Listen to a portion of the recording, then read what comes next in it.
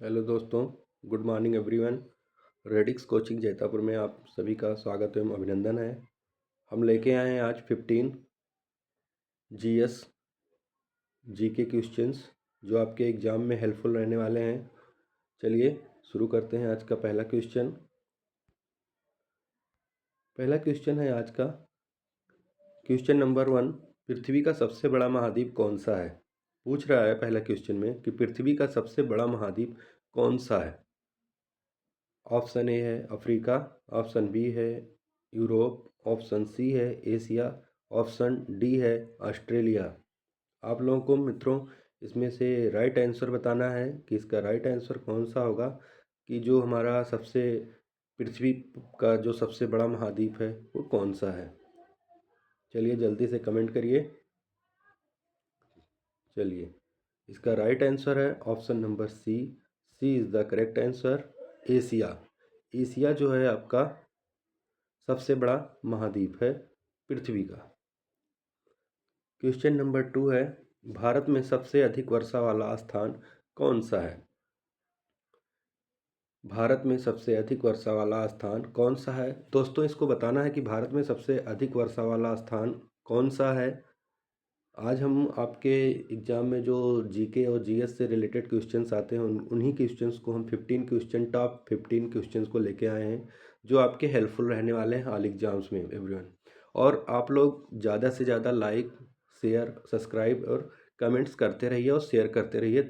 और जो हमारे चैनल पे नए हैं वो लोग सब्सक्राइब कर लें और बेल आइकन को प्रेस कर लें ताकि जैसे ही हम वीडियो अपलोड करें आपको नोटिफिकेशन तुरंत मिल जाए।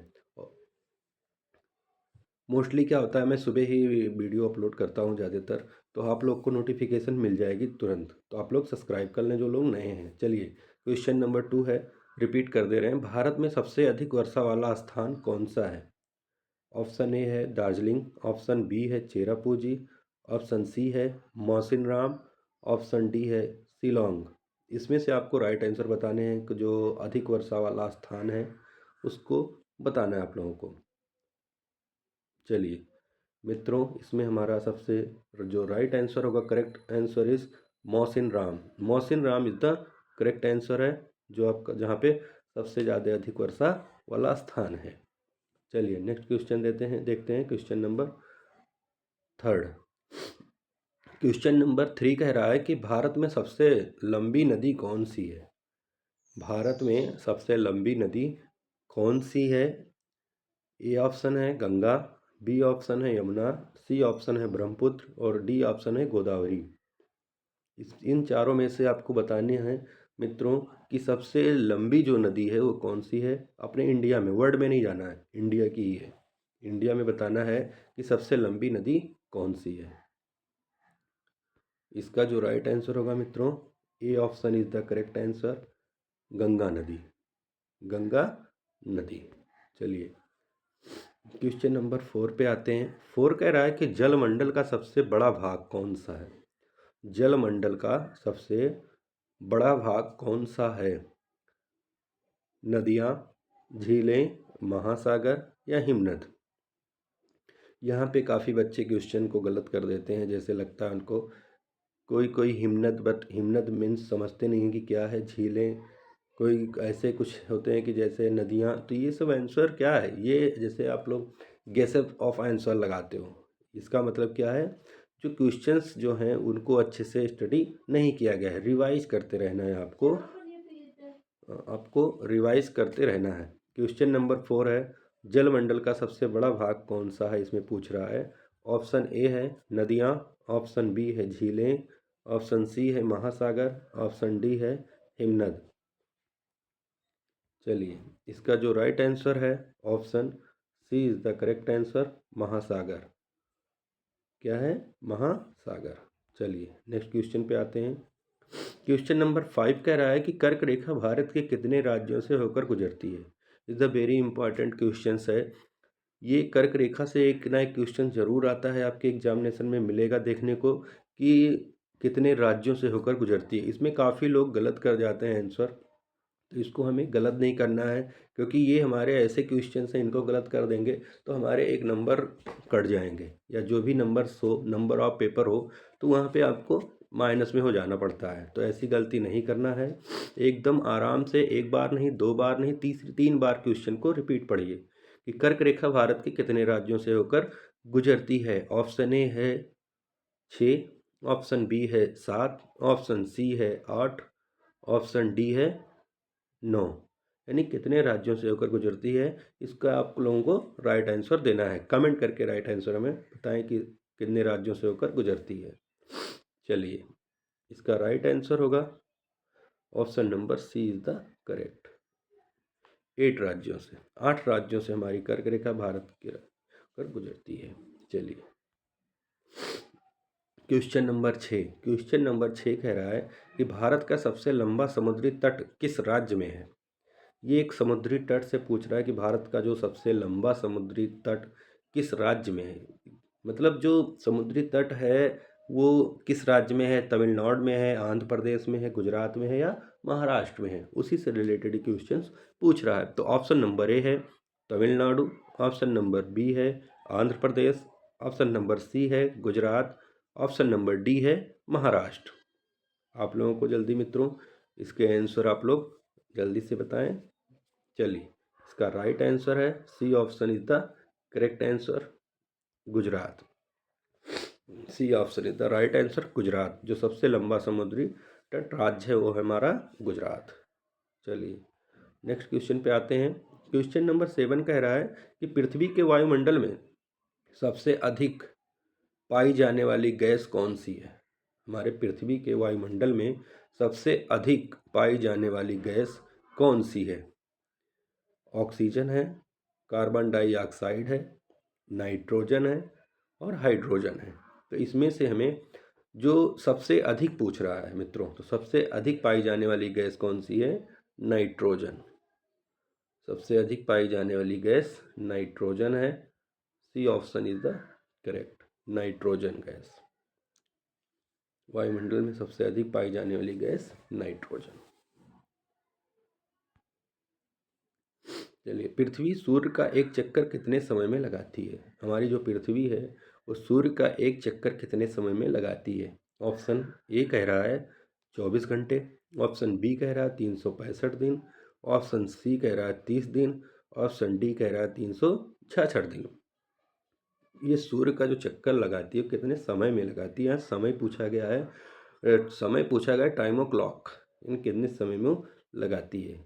इसका जो राइट आंसर होगा मित्रों वो option number B, B is the correct answer, B is the correct answer. 365 दिन में पृथ्वी हमारी सूर्य का एक चक्कर लगा देती है। चलिए, नेक्स्ट क्वेश्चन पे आते हैं।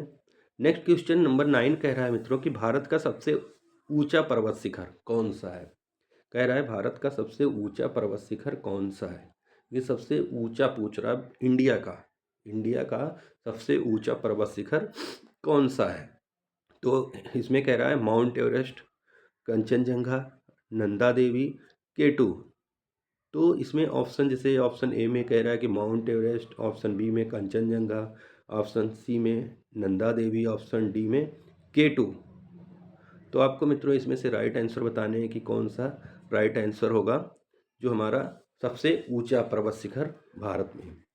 चलिए, इसका राइट आंसर होगा option number B, B is the correct answer, Kanchenjunga. Kanchenjunga Bharat का जो है सबसे ऊंचा शिखर पर्वत है, कंचनजंगा। कंचनजंगा जो आपको देखने को मिलेगा ये सिक्किम में मिलेगा, जो गैंगटॉक के पास। चलिए मित्रों, इसका हमारा क्वेश्चन नंबर 10 है। कह रहा है कि भारत का सबसे बड़ा रेगिस्तान कौन सा है। भारत का सबसे बड़ा रेगिस्तान कौन सा है।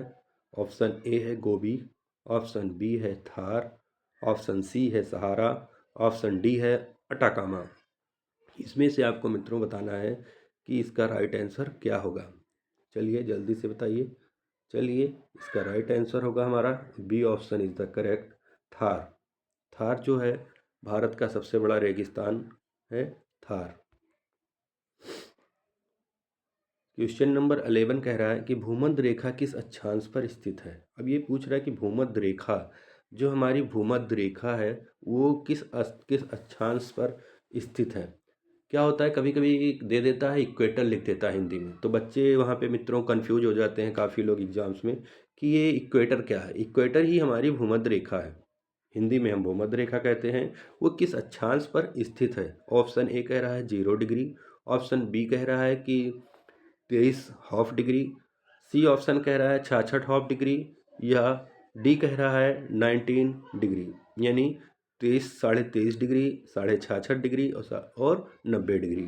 तो यहाँ पे मित्रों आप लोगों को कमेंट करके बताना है कि इसका राइट आंसर क्या होगा। चलिए, इसका राइट आंसर है 0 डिग्री। जो राइट आंसर है मित्रों वो है आपका 0 degree is the right answer. A option is the correct answer. A option is the correct answer. 0 degree. 0 degree भूमध्य रेखा का अक्षांश स्थित है।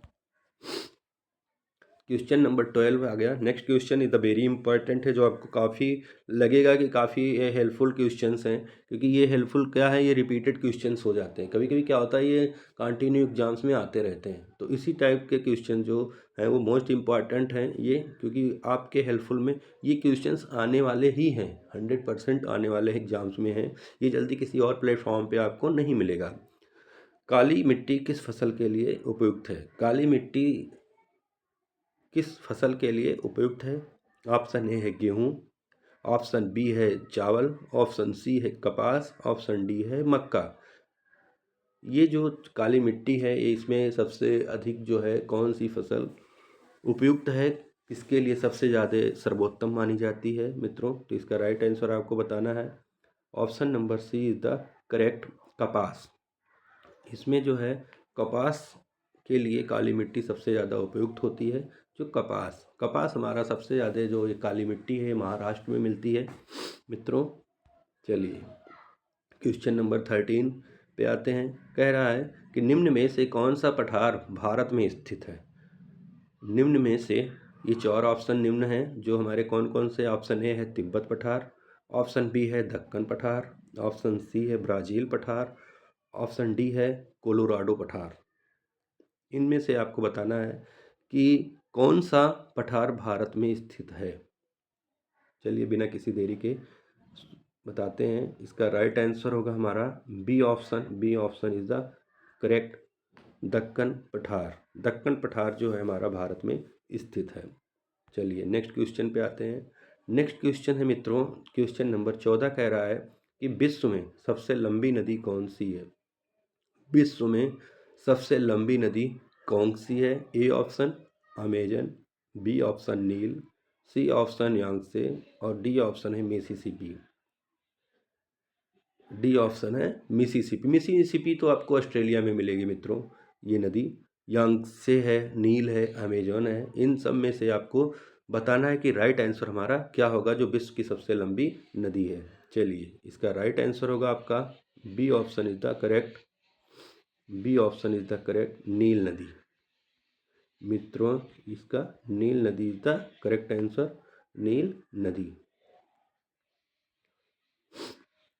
आज के टॉप 15 में हमारा लास्ट क्वेश्चन है मित्रों। Last question is very important questions, और इस क्वेश्चन के बाद आपको नेक्स्ट टुमारो हमें आपको फिर 15 की सीरीज मिलेगी। 15-20 की सीरीज आपको फिर मिल जाएगी हमारी। बट आप लोग लाइक, कमेंट और सब्सक्राइब करते रहें, और ऐसे ही हमारा उत्साहवर्धन करते रहें। और आपका प्यार हमारे लिए बहुत बड़ा उत्साहवर्धन है, और आपका प्यार और सपोर्ट मिलता रहे, लाइक और सब्सक्राइब करते रहें। चलिए, क्वेश्चन नंबर 15 हमारा है कि भारत में मानसून किस समुद्र से आता है? किस समुद्र से आता है भारत में मानसून? इंडिया में मानसून हमें किस सी से आता है? इंग्लिश में अगर होगा तो किस सी से आता है? उसमें से ऑप्शन है लाल सागर, बी ऑप्शन है भूमध्य सागर, सी ऑप्शन है अरब सागर, डी ऑप्शन है कैस्पियन सागर। डी ऑप्शन है कैस्पियन सागर। यानी कि भी पूछ रहा है कि भारत में मानसून किस समुद्र से आता है। ऐसे क्वेश्चंस आ जाएं तो आप लोग कर ले जाएं। तो इसमें जो हमारा राइट आंसर होगा मित्रों, right answer is the C option, अरब सागर। Right answer is C option, अरब सागर। अरब सागर में हमारे मानसून समुद्र से आते हैं। और मित्रों, ऐसे ही लाइक और कमेंट करते रहें, शेयर भी करते रहें, ज़्यादा से ज़्यादा लोगों को शेयर करें, मित्रों को शेयर करें, ताकि वो लोग भी रेडिक्स कोचिंग का फ़ायदा ले पाएँ और अच्छे अच्छे कंटेंट्स को पढ़ते रहें, टॉपिक्स को पढ़ते रहें और तैयारी करते रहें। और रेडिक्स कोचिंग का ये वादा है कि सिलेक्शन आपका, वादा हमारा, मेहनत आपकी और हमारी। बस लाइक और शेयर, सब्सक्राइब, कमेंट करते रहें और चैनल पे जो नए हैं वो भी सब्सक्राइब कर लें और वीडियो को स्किप कभी भी मत करें, क्योंकि स्किप कर देंगे तो जो क्वेश्चंस इंपॉर्टेंट हैं वो भी छूट जाएंगे। तो स्किप बिल्कुल भी मत करें। चलिए मित्रों, नेक्स्ट वीडियो में मिलते हैं। चलिए, आप लोगों का जय हिंद, वंदे मातरम।